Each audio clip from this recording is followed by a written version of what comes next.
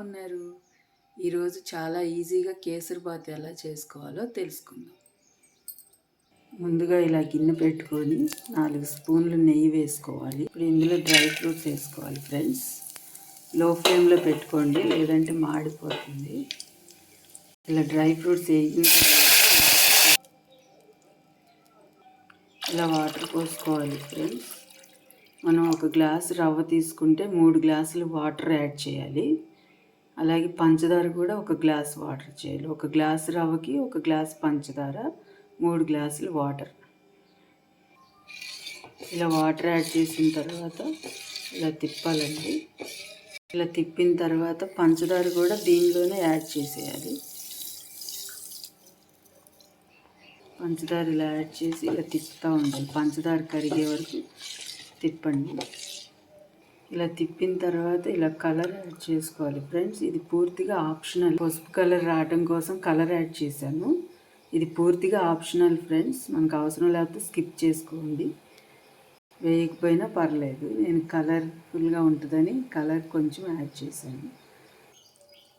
ఇలా ఉడకటం స్టార్ట్ అయిన తర్వాత ఇలా రవ్వ వేసుకొని తిప్పుతూ ఉండాలి ఫ్రెండ్స్. కొద్దిగా వేసుకుంటూ బాగా తిప్పుతూ ఉండాలి, లేకపోతే ఉండలుగా వస్తుంది. ఉండలు కట్టకుండా ఇలా తిప్పుతూనే ఉండాలి.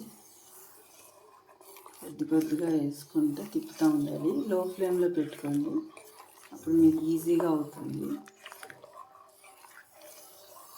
ఇలా రవ్వ వేసుకుంటూ తిప్పుతుంది, అప్పుడు ఉండలు కట్టండి. ఇప్పుడు ఇలా ఉడుకుతూ ఉంటుంది ఫ్రెండ్స్. సువాసన కోసం 2 యాలకుల పొడిగా చేసి వేయండి, మంచి వాసన వస్తుంది. ఇప్పుడు ఇలా తిప్పుతూ ఉండండి దగ్గర పడి. మనం వేసాం కదా స్టార్టింగ్లో నెయ్యి, ఆ నెయ్యి అంతా బయటకు వచ్చేంతవరకు ఉడకనివ్వాలి ఫ్రెండ్స్. ఇలా ఉడుకుతున్నప్పుడు లో ఫ్లేమ్లో పెట్టి ఇలా మూత పెట్టేయండి. ఒక 2 నిమిషాలు అలా ఉండనివ్వండి. ఇప్పుడు 2 నిమిషాల తర్వాత ఇలా మూత తీసి చూడండి ఫ్రెండ్స్, ఇలా తయారైంది.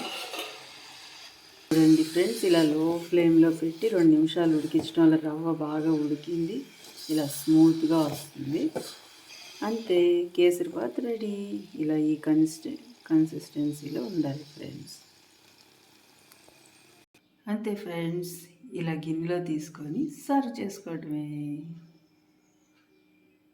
నచ్చితే మీరు కూడా ట్రై చేసి ఎలా ఉందో కామెంట్ చేయండి, లైక్ చేయండి, సబ్స్క్రైబ్ చేసుకోండి.